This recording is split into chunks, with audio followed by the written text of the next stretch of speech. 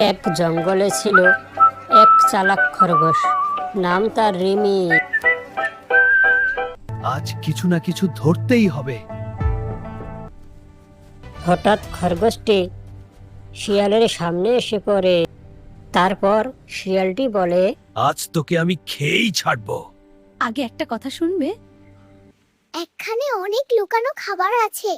কোথায়? এই গর্তের ভিতরেই সব। আমি আসছি। লোভ করলে এমনই হয়। আমাকে বের হতে দে। আগে বের হো, তারপর দেখা যাবে। উফ, বাঁচা গেল। শিয়াল মামার কি হলো দেখতে চাইলে এখনই চ্যানেলটি সাবস্ক্রাইব করুন আর পার্ট 2 দেখার জন্য অপেক্ষা করুন।